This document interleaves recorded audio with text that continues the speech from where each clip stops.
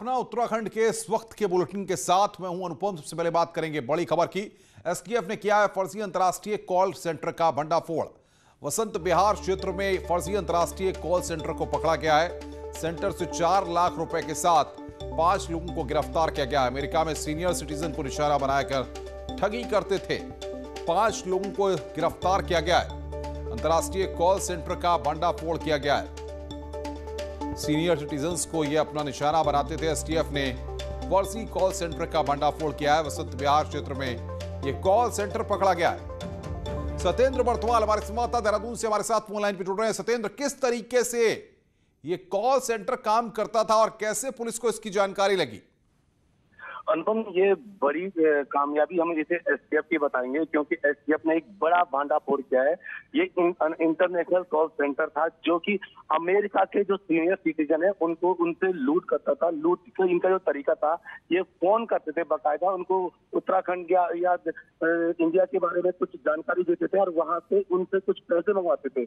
ये call centre लगातार लंबे समय से चल रहा था। ये बताया जा रहा है जो एसटीएफ द्वारा एक सूचना एसटीएफ के हाथ में थी, जिस सूचना पे एसटीएफ पिछले 1 हफ्ते से इसे काम कर रहा था। आज इसका नतीजा भी मिला। देर रात एसटीएफ की ये बड़ी कार्रवाई रही है और करीब 4 लाख रुपए, और अभी ये भी बताया जा रहा है कि कुछ और पैसे और कुछ और लोग इस पूरे षड्यंत्र में और हो सकते हैं, जिनसे एसटीएफ अब कार्रवाई करेगी।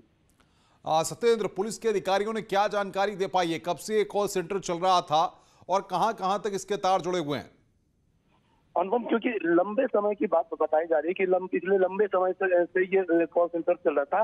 अमेरिका के एक सीनियर सिटीजन ने एक एप्लीकेशन भेजी थी, उसी के तहत इस पे कार्रवाई हुई। उसी के तहत लंबी रणनीति बनाई एसटीएफ ने और कल रात इसका भंडाफोड़ किया।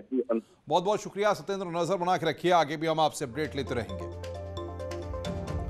देहरादून से बड़ी खबर है। मुख्यमंत्री के स्वस्थ होने के बाद आज पहली कैबिनेट की बैठक हो रही है। करीब 1 महीने बाद आज कैबिनेट की मीटिंग होगी। शाम 6 बजे सचिवालय में कैबिनेट की मीटिंग होगी। नर्सिंग भर्ती, कोऑपरेटिव हेल्थ से जुड़े प्रस्ताव पास हो सकते हैं। तो त्रिवेंद्र कैबिनेट की आज बैठक है। हेल्थ से जुड़े प्रस्ताव भी इस बैठक में पास हो सकते हैं। त्रिवेंद्र कैबिनेट की बैठक पर आज सबकी निगाहें टिकी हुई हैं। सीएम के स्वस्थ होने के बाद आज पहली कैबिनेट की बैठक है और इस कैबिनेट की बैठक में आगे के प्लान्स, क्योंकि आने वाले वक्त में 2022 का सियासी दंगल भी है, ऐसे में विकास का जो विजन है, जो रोड मैप है, उसको लेकर के इस कैबिनेट की बैठक में कई प्रस्तावों पर मोहर लग सकती है। बातचीत करने के लिए दीपांकर भट्ट हमारे संवाददाता देहरादून से फोन लाइन पर जुड़ रहे हैं। दीपांकर, कैबिनेट की बैठक होने वाली है, कौन कौन से प्रस्ताव पर मोहर लग सकती है? बिल्कुल अनुपम, आज शाम में 6 बजे कैबिनेट की बैठक होगी सचिवालय में, जिसमें खासतौर पर नर्सिंग भर्ती को लेकर जो 2 नियम बदले जाने थे उसका प्रस्ताव संशोधन के तौर पर कैबिनेट में आ सकता है। इसके अलावा शासकीय विद्यालय हैं, उनको लेकर क्या आगे रूपरेखा रहेगी और क्या वो जुड़ेंगे राज्य की यूनिवर्सिटी से, उनकी सैलरी कहाँ से रहेगी, उस इश्यू पर भी आज कैबिनेट में प्रस्ताव आ सकता है। इसके अलावा स्वास्थ्य का मामला है, कब से वैक्सीनेशन शुरू होना है, उसकी तैयारियों में की चर्चा कैबिनेट में हो सकती है। वही हेल्थ डिपार्टमेंट और दूसरे और डिपार्टमेंट के जो प्रस्ताव पेंडिंग है वो आज कैबिनेट में आ सकते हैं। दीपांकर, अगर बात करें तो मुख्यमंत्री के स्वस्थ होने के बाद ये पहली कैबिनेट की बैठक है और हम देख रहे हैं कि 2022 का दंगल भी सामने है। ऐसे में विकास का विजन को लेकर के कुछ फैसले हो सकते हैं? बिल्कुल अनुपम, क्योंकि अब एक चुनावी साल ये है और 18 दिसंबर को मुख्यमंत्री की कोरोना रिपोर्ट पॉजिटिव आई थी, तो लगभग 1 महीने के बाद ये कैबिनेट है। तो इसमें जो तमाम प्रस्ताव पिछली कैबिनेट के दौरान पेंडिंग थे वो आज की कैबिनेट में आएंगे और अब शाम में फिर इसके बाद कैबिनेट की बैठक समाप्त होने के ब्रीफिंग भी होगी। अनुपम, दीपांकर, बहुत बहुत शुक्रिया आपका हमारे साथ जुड़ने के लिए और तमाम जानकारियां देने के लिए। दीपांकर भट्ट हमारे संवाददाता देहरादून से इस वक्त की बड़ी खबर पर जानकारी दे रहे थे। त्रिवेंद्र सरकार फरवरी में पेश होने वाले आम बजट की तैयारियों में जुट गई है। चुनावी साल होने के चलते आम जनता की बढ़ती उम्मीदों का भी ध्यान बजट में रखने की कोशिश होगी और आम जनता से मांगे जा रहे सुझावों को भी इसी कड़ी से जोड़कर देखा जा रहा है।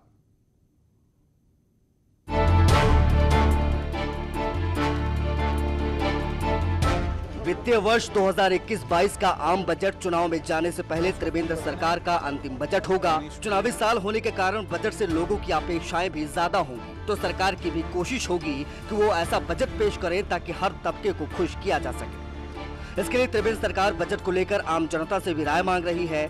20 जनवरी तक आम जनता से बजट को लेकर सुझाव मांगे जा रहे हैं। माना जा रहा है कि सरकार ज्यादा से ज्यादा सुझावों को इस बार बजट में शामिल कर सकती है।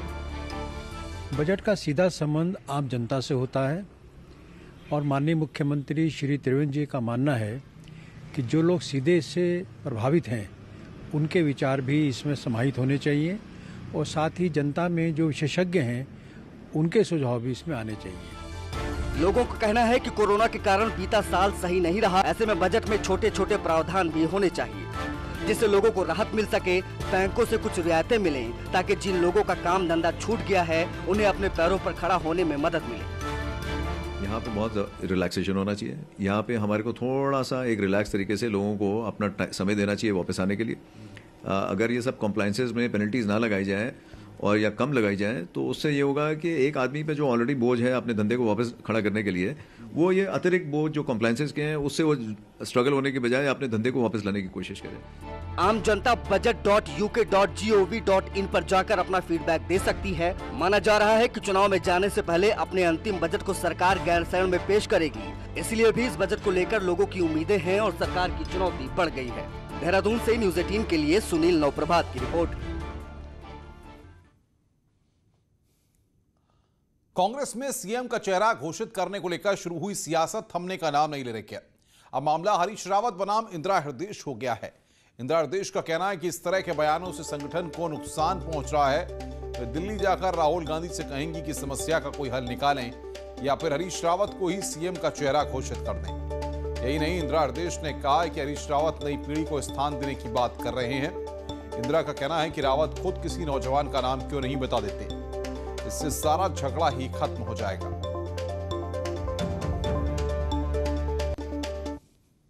हमने ये कोशिश की थी राहुल जी से हम लोगों की बात हो तो उनसे हम कहे इसका ये तो समाधान निकाले, हल करे, अन्यथा हरीश रावत जी को मुख्यमंत्री घोषित कर दे। दो ही तो बातें होंगी, या तो ये प्रकरण बंद हो या उनकी मांग के अनुसार उन्हें घोषित कर दिया जाए। ये भी तो कह दिया अगली पीढ़ी को समय दो, तो हम उनका स्वागत करेंगे। किसी नौजवान का नाम वो बता दे ताकि हम लोग सब मिलकर वो राष्ट्रीय अध्यक्ष को जाकर बताया है, तो झगड़ा वैसे ही खत्म हो जाएगा। कांग्रेस से टूटकर भाजपा में गए नेताओं की वापसी को लेकर पूर्व मुख्यमंत्री हरीश रावत ने कहा है कि लोकतंत्र में दल बदल पाप है, लेकिन भाजपा ने लोकतंत्र के लिए जिस तरीके से चुनौती पेश की है, ऐसे में लोकतंत्र को बचाने के लिए कांग्रेस में इतना सक्षम व्यक्ति है जो भाजपा में टूट करवा सकता है, तो मैं उसे अपना नेता मानकर फूलमाला पहनाने को तैयार हूं। आपको बता दें कि कुछ समय पहले नेता प्रतिपक्ष इंदिरा हृदयेश ने भाजपा नेता के संपर्क में होने की बात कही थी। मगर भाजपा जिस तरीके का राजनीतिक दल हो गया है, देश के लोकतंत्र के लिए एक चुनौती बन गया है अपने आप में, तो इसलिए यदि कोई भाजपा में टूट करवा रहा है तो मैंने कहा मैं उसको अपना नेता मानने और उसको माला पहनाने के लिए तैयार हूं। देहरादून से खबर है, किसान कानून पर कांग्रेस का राजभवन कूच करेंगे कांग्रेस पार्टी के नेता। प्रदेश अध्यक्ष प्रीतम सिंह के नेतृत्व में प्रदर्शन होगा। नेता विपक्ष इंदिरा हृदयेश, प्रभारी देवेंद्र यादव भी इस दौरान वहां पर मौजूद रहेंगे। तो कांग्रेस का राजभवन कूच का कार्यक्रम है। प्रीतम सिंह के नेतृत्व में प्रदर्शन किया जाएगा। कांग्रेस पार्टी राजभवन कूच करेगी। किसान कानून पर कांग्रेस का राजभवन कूच है और राजभवन कूच की तैयारी कांग्रेस पार्टी ने कर ली है। प्रीतम सिंह के नेतृत्व में प्रदर्शन किया जाएगा। इंदिरा हृदयेश, देवेंद्र यादव इस दौरान वहां पर मौजूद रहेंगे। वहीं कांग्रेस के राजभवन कूच करने पर बीजेपी मीडिया प्रभारी देवेंद्र भसीन ने ट्वीट कर कहा है कि कृषि कानूनों पर उच्चतम न्यायालय द्वारा रोक लगाने व समिति बनाने के बाद भी कांग्रेस के राजभवन कूच निर्णय से पुनः साफ हो गया है कि कांग्रेस न्यायालय सहित संवैधानिक संस्थानों का सम्मान नहीं करती। कांग्रेस देश विरोधियों के साथ खड़ी है, पर देश और किसान हितों के साथ नहीं। देहरादून से बड़ी खबर है, उत्तराखंड में कोरोना के नए स्ट्रेन की एंट्री हो गई है। दिल्ली भेजे गए कोरोना के 6 सैंपल में से एक पॉजिटिव मिला है। ब्रिटेन वाले स्ट्रेन की मरीज में पुष्टि हुई है। मरीज को तीलू रौतेली के हॉस्टल में आइसोलेट किया जा रहा है। बताया जा रहा है कि ब्रिटेन से लौटे यात्री के संपर्क में मरीज आया था।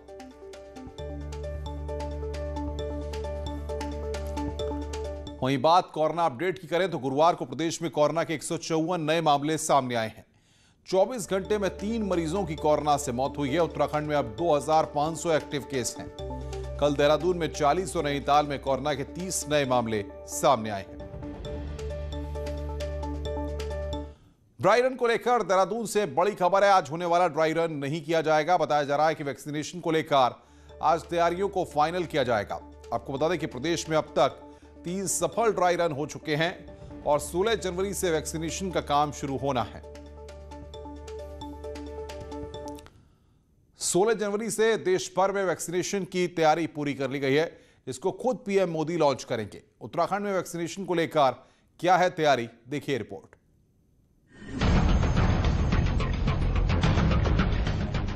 कोविड वैक्सीनेशन को लेकर प्रदेश में 33 सेंटर्स बनाए गए हैं। सर्वर और पोर्टल की दिक्कत न आए और 50,000 हेल्थ वर्कर्स का डेटा रिकॉर्ड में रहे, इसकी पूरी तैयारी कर ली गई है।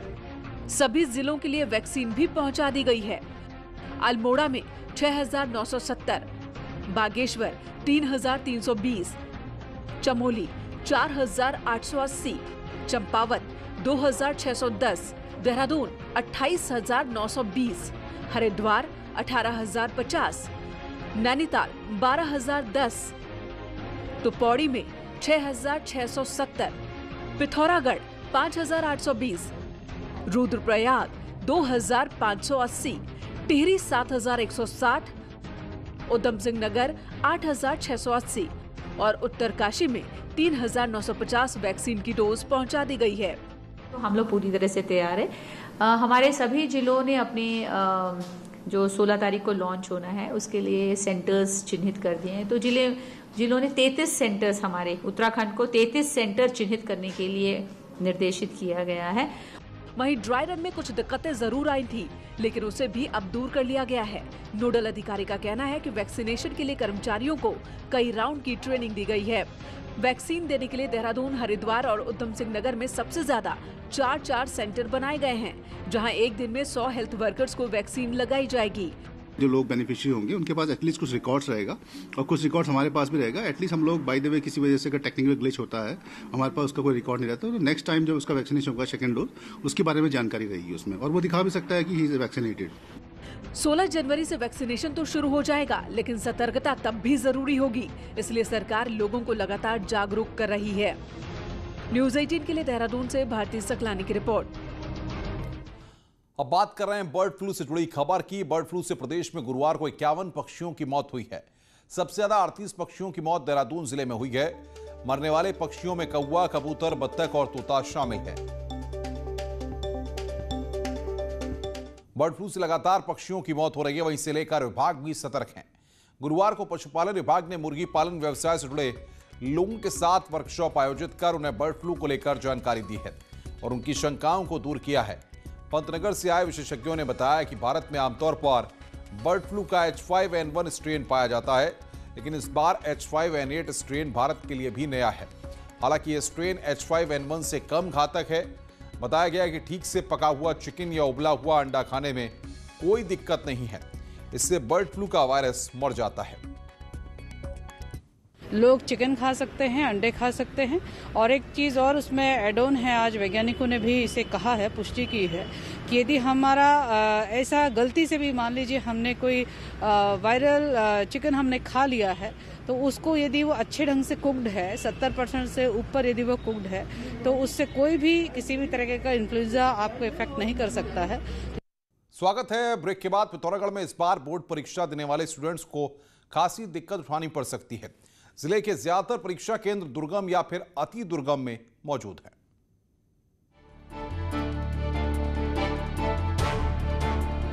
बीते साल आई आपदा से बॉर्डर इलाकों के लोग अब भी जूझ रहे हैं। हालात ये है कि कई इलाकों में आज भी रास्ते पूरी तरह टूटे हैं। इन इलाकों में पहुंचना मौत को मात देने से कम नहीं। ऐसे में अब सबसे बड़ी चुनौती उन छात्रों के सामने है जिन्हें बोर्ड परीक्षा देनी है।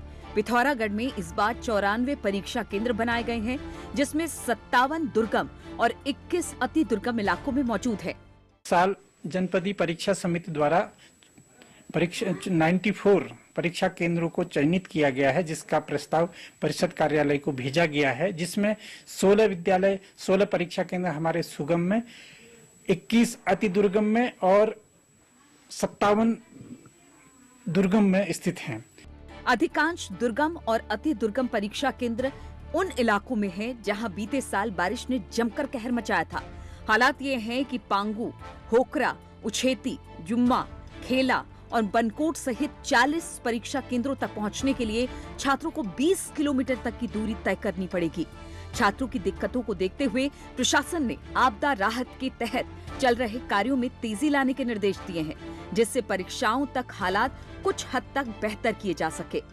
में जितने परीक्षा केंद्र हैं ऐसे जहां पर इस वित्तीय वर्ष में आपदा से प्रभावित हुए हैं, तो मैंने सब संबंधित जो शिक्षा अधिकारी, खंड शिक्षा अधिकारी एवं संबंधित जो एसडीएम हैं, इनको निर्देश जारी किया है कि वो संबंधित क्षेत्र का परीक्षण कर ले, ताकि जिस क्षेत्र में सड़क का निर्माण कार्य करना है, पेयजल का कुछ आवश्यकता है और कुछ व्यवस्था करनी है, उसका जायजा ले लिया जाए।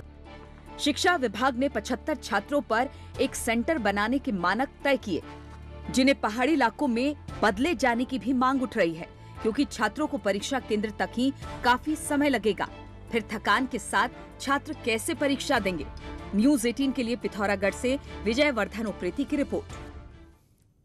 उत्तराखंड में ऊन और उन्नत किस्म की भेड़ पालन के लिए पशुलोक में एक दिवसीय गोष्ठी का आयोजन किया गया। इसका शुभारंभ पशुपालन मंत्री रेखा आर ने किया।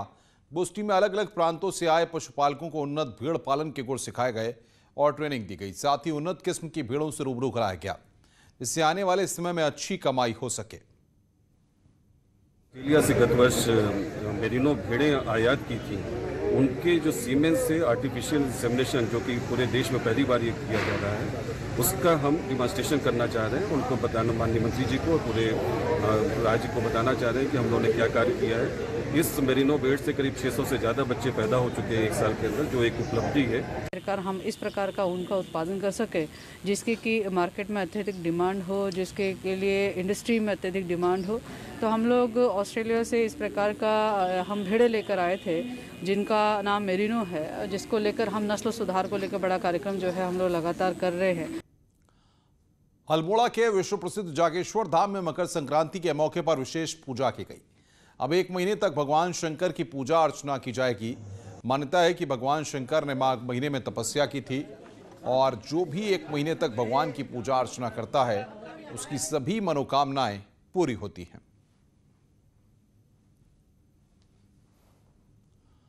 रुद्रप्रयाग में वन विभाग का दफ्तर इन दिनों चर्चाओं में है, क्योंकि प्रभागीय वनाधिकारी ने एक नई पहल शुरू की है। दीवारों पर वन्य जीवों की मनमोहक पेंटिंग्स किसी का भी मन मोह सकती है। इन दीवारों के पीछे कोई वन्य जीवों का पार्क नहीं है, बल्कि इसके पीछे है रुद्रप्रयाग वन विभाग का ऑफिस। और इस ऑफिस की दीवारों पर बेहतरीन पेंटिंग्स के जरिए प्राकृतिक सौंदर्य और वन्य जीवों को दर्शाया जा रहा है। कहीं पेड़ पर बैठा गुलदार दिख रहा है, तो कहीं हिम तेंदुआ, तो कहीं भालू, कठफोड़वा और मुनाल लोगों को आकर्षित कर रहे हैं। साथ ही चीड़ और देवदार के जंगल की पेंटिंग्स भी परिसर पर 4 चांद लगा रही है। हम आसपास, अपने आसपास जो भी वन्य जीवन देखते हैं, हम देखते हैं कि लोगों को मतलब कितना अवेयर होना चाहिए अपने आसपास की चीज़ों को लेके।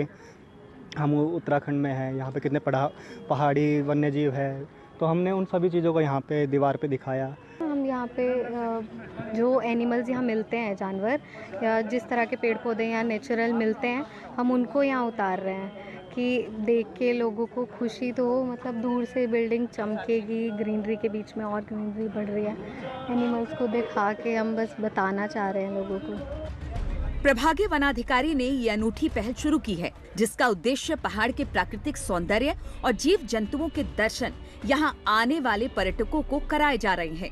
परिसर की दीवारों पर पेंटिंग्स करने के लिए दिल्ली से 11 सदस्यीय चित्रकारों की टीम लगी हुई है। जो भी आगंतुक, जो भी पब्लिक मेंबर्स हमारे प्रभागीय कार्यालय में आ रहे हैं, तो प्रभागीय कार्यालय में जो उनकी विजिट है उसको और सार्थक बनाया जाए। इस अनोखी पहल से वन विभाग वन्य जीवों के प्रति अपनी भूमिका को बखूबी निभा रहा है। इन पेंटिंग से न सिर्फ दफ्तर आकर्षक हो गया है, बल्कि यहाँ आने वाले लोगों को अलग रोमांच भी देखने को मिल रहा है। न्यूज़ 18 के लिए रुद्रप्रयाग से शैलेंद्र सिंह रावत की रिपोर्ट। इस बुलेटिन में फिलहाल इतना ही। खबरों का सिलसिला आगे बढ़ाएंगे मेरी सहयोगी नीलू। नमस्कार।